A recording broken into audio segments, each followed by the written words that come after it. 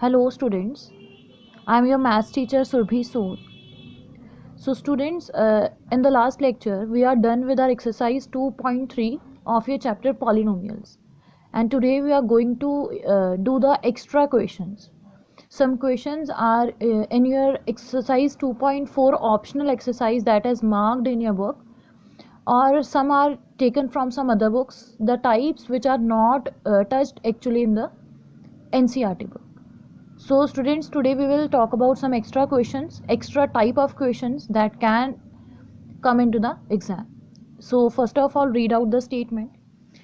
If alpha and beta are the zeros of the quadratic polynomial f of x equals to kx square plus 4x plus 4 such that alpha square plus beta square equals to 24, then find the value of k. Okay, so इसमें क्या कहा गया है आपको कि अगर alpha और beta किसी भी क्वाड्रेटिक पॉलिनोमियल जो कि उन्होंने दे दी है ऑलरेडी, क्या है वो quadratic polynomial, that is f of x, given है ये आपको, f of x equals to k x square plus 4x plus 4, ये आपको क्वाड्रेटिक पॉलिनोमियल ऑलरेडी गिवन है. ओके, सो उन्होंने कहा है alpha and beta are the zeros of polynomial f of x.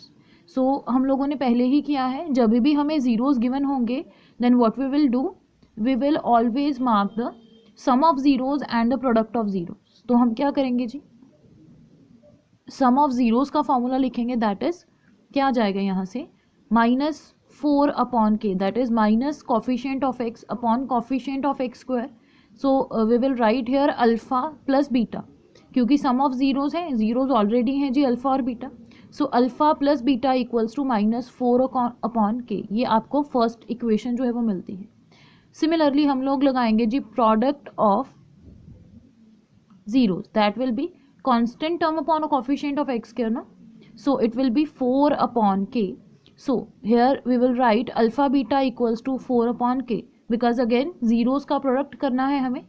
So we will write here the equation number 2, and using these two equations we are going to make our proof.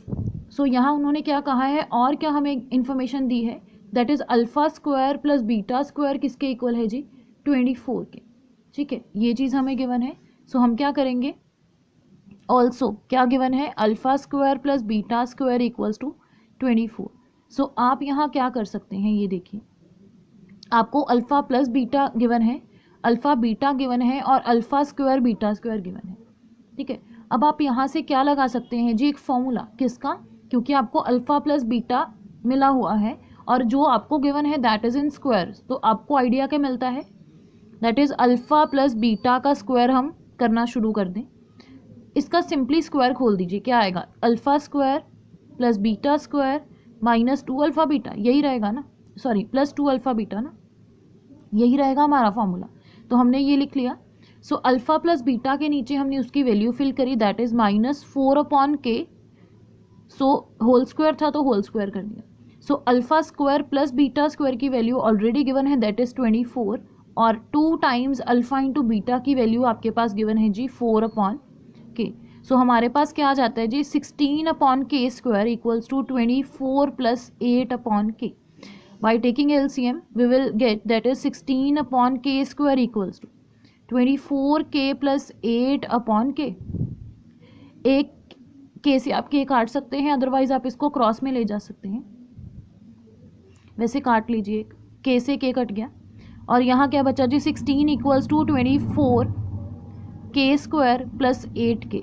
Okay, so आपके पास बनता है जी 24 k square plus 8k minus 16 equals to 0. यहाँ से देखिए जी 8 जो है वो कॉमन बन रहा है, 8 कॉमन किया.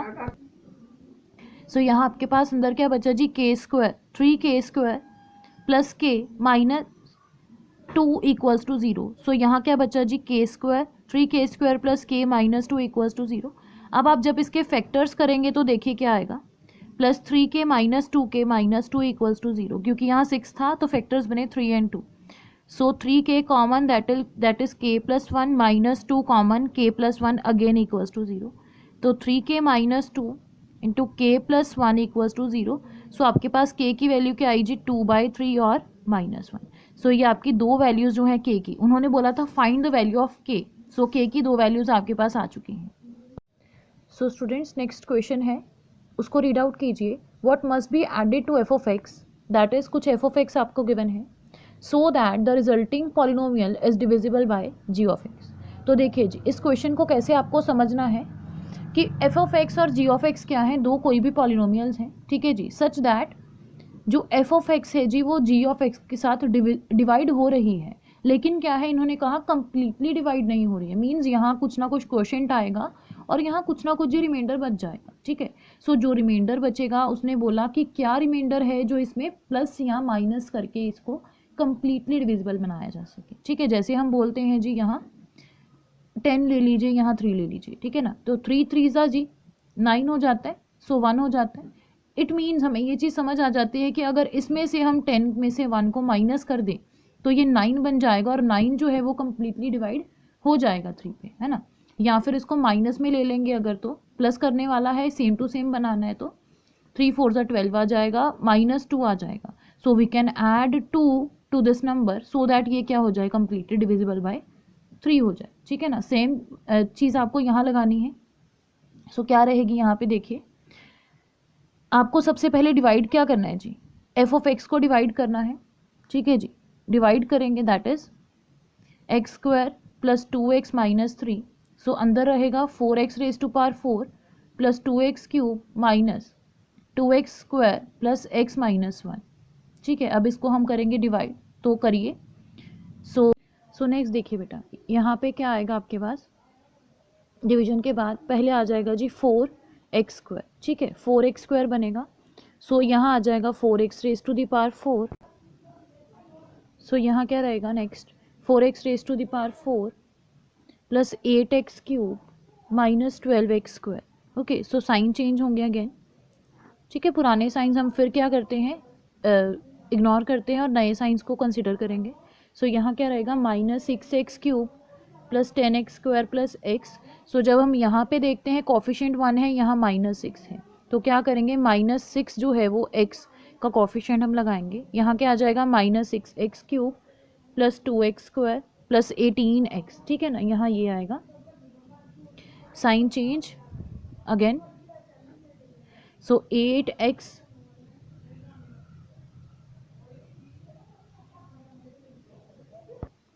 it's 22, actually it's 22, mistakenly I wrote 2, so it will be 22 and also here there should be a minus, ठीक है जी, क्योंकि हमने जब माइनस से किया तो माइनस और प्लस जो है वो यहाँ माइनस होंगे। सो यहाँ पे साइन आएगा प्लस का। सो it will B 22x minus 17x और ऊपर से निकाला जी -1। सो नेक्स्ट आप करेंगे यहाँ पे प्लस 22। सो यहाँ आएगा जी again 22x square plus 44x minus 66, minus minus and again plus, cancel out. यहाँ क्या आपका बना -61x प्लस 65। सो बेटा यहाँ आप देखिएगा, एक चीज़ आपको देखनी है, रिमाइंडर यहाँ आपके पास आया है -61x प्लस 65, ठीक है। सो यहाँ तो बेटा हमें रिमाइंडर जो है वो नेगेटिव मिल सकता है या पॉजिटिव। अब आप इस रिमाइंडर को देखेंगे तो एक टर्म नेगेटिव है, दूसरी टर्म पॉजिटिव है। सो हम क्या करेंगे यहाँ पे इस चीज़ को प्योरली नेगेटिव में ही बनाएंगे, ठीक है ना। तो जब भी आपका वेरिएबल जो है वो नेगेटिव रहता है, so we will make a negative common from it.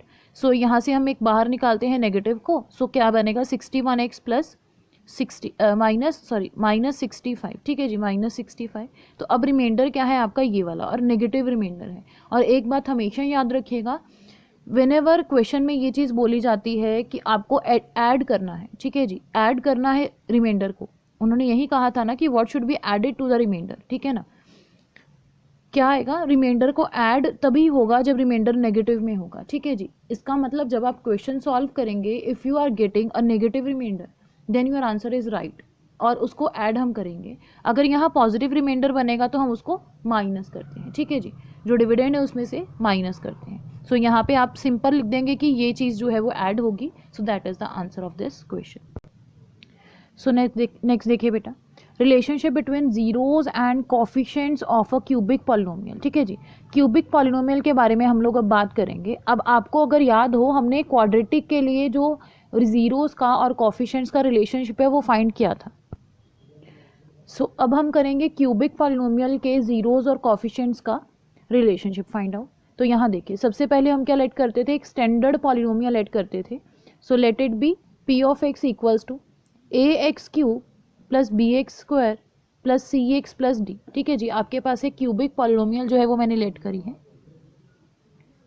So next क्या होगा इसका, मुझे सबसे पहले जीरोज निकालने हैं, देन कोफिशिएंट्स के साथ रिलेट करना है। तो जीरोज देखिए जी, लेट कर लेते हैं जी, alpha beta and gamma are the zeros of p of x. ठीक है जी, अल्फा बीटा गैमा क्या है, इनके जीरोज हैं पॉलिनोमियल के। सो देखिए जी, सबसे पहले हम क्या करते हैं, इनके सम ऑफ जीरोज करते थे ना। आपको अब सिंपली ही याद रखना है, सम ऑफ जीरोज क्या होंगे आपके, minus coefficient of x square upon coefficient of x cube. ठीक है जी, क्या होगा फिर ये माइनस बी अपॉन ए, जैसे कि हम लास्ट टाइम निकालते थे क्वाड्रेटिक के लिए सम ऑफ जीरोज और क्यूबिक के लिए सम ऑफ जीरोज सेम है, that is minus B upon a. और लेकिन थोड़ा सा फर्क क्या है, अब बी कोफिशिएंट किसका है जी, एक्स स्क्वायर का है, क्योंकि एक डिग्री जो है, एक पावर जो है वो बढ़ चुकी है। ठीक है ना। सो नेक्स्ट देखिए जी, आगे एक और चीज़ इंट्रोड्यूस होती है यहाँ पे, that is sum of product of zeros. ठीक है जी, ये चीज़ क्या है मैं आपको बता दूं, सम ऑफ जीरोज तो पता होंगे ना, alpha plus beta plus gamma, तीन है तो तीनों को ऐड कर दिया। अब क्या है, तीनों को भाई मल्टीप्लाई करना है। तो इसके दो तरीके हो जाते हैं जी, एक है सम ऑफ प्रोडक्ट ऑफ जीरोज, दूसरा है जी प्रोडक्ट ऑफ जीरोज ओनली। ठीक है ना। तो आपको पता है ए बी सी जब आप मल्टीप्लाई करते हो तो कैसे होता है, ए बी बी सी और सी ए, ऐसे भी तो कर सकते हो ना। तो वैसे ही हम यहाँ भी लिख सकते हैं, that is alpha beta plus beta gamma plus gamma alpha. तो taking two at a time हम लोग sum of product of zeros करते हैं, that is alpha beta plus beta gamma plus gamma alpha. ठीक है जी, तो यहाँ पे वैल्यू किसकी आएगी फिर अगेन इसकी, that is coefficient of X upon coefficient of x cube, ये रहेगा पॉजिटिव का। ठीक है जी, ये पॉजिटिव है, किसके इक्वल आएगा जी, ये सी अपॉन ए के ना, ये सी अपॉन ए के इक्वल आए, coefficient of X upon coefficient of x cube. Again product of zeros के लिए क्या है, अल्फा बीटा गैमा ही रहेगा। तो उसके लिए हम क्या करते हैं जी, फिर माइनस का कोफिशिएंट्स तो खत्म हो गए जी, यहाँ क्या लिखेंगे, माइनस कांस्टेंट टर्म अपॉन क्या रहेगा, coefficient of x cube, it will be minus of d upon a. ये चार चीज़ें आपको मिल गई। अब इसको याद करने का तरीका मैं आपको बता रही हूँ, बिल्कुल सिंपल है, वो देखिए। इतना सिर्फ याद रखना है, यहाँ पे सम ऑफ जीरोज होते हैं, यहाँ पे आपको सम ऑफ प्रोडक्ट ऑफ जीरोज मिलता है, और नेक्स्ट जो कांस्टेंट टर्म है वहाँ से आपको मिल जाता है जी प्रोडक्ट ऑफ जीरोज। ठीक है, याद कैसे रखना है कि कौन पॉजिटिव कौन नेगेटिव, वो हमें कैसे देखना है। देखिए जी, फर्स्ट नंबर प्लस का ऑल्टरनेट साइंस आप जो है वो इस पे मार्क करेंगे। पहला नंबर के ऊपर प्लस लगा दीजिए, सेकंड के ऊपर माइनस लगा दीजिए, again plus and then again minus. ठीक है जी, अब देखिए आप इसको रिलेट करिए ज़रा, बी के साथ माइनस था ऊपर, वैसे ही मैंने टेम्पररीली लगाया है। ठीक है ना, किसी को नहीं बताना ये चीज़ कि कहाँ लगा रहे हैं हम लोग। तो क्या है, माइनस था तो माइनस लग गया, बी अपॉन ए बन जाएगा, that is sum of zeros. Again next पे प्लस था तो क्या रहेगा, plus of c upon a. ठीक है जी, sum of product of zeros. And next is the product of zeros, तो क्या रहेगा, नेगेटिव है ऊपर तो माइनस डी अपॉन ए, ये ऐसे रहेगा। ठीक है, अगर आप क्वाड्रेटिक पे जाते हैं तो क्वाड्रेटिक भी भाई सेम है, यही था, यहाँ प्लस यहाँ माइनस यहाँ प्लस, तो ये याद है आपको क्या, minus B upon A sum of zeros थे और सी अपॉन ए क्या थे, प्रोडक्ट ऑफ जीरोज थे। ठीक है जी, ये चीज़ आपको यहाँ से क्लियर है। तो इसी के साथ वाले जो क्वेश्चंस हैं बिल्कुल हमने जैसे क्वाड्रेटिक के कंपैरिजन में किए थे जी, कि यहाँ कुछ वैल्यू होती थी 2/1, यहाँ 4/1, तो सेम प्रोसीजर से हम लोग इनको कंपेयर करके वैल्यूज़ को निकालेंगे। सिर्फ फ़र्क कहाँ था, आपको सम ऑफ जीरोज़ और प्रोडक्ट ऑफ जीरोज़ और सम ऑफ प्रोडक्ट ऑफ जीरोज़ आपको अलग तरह से निकालने थे। ठीक है जी, दैट इज़ द मेन जो इनका बेसिक्स था। सो बाकी सम्स आप कर सकते हैं। So that's all for today students, thank you.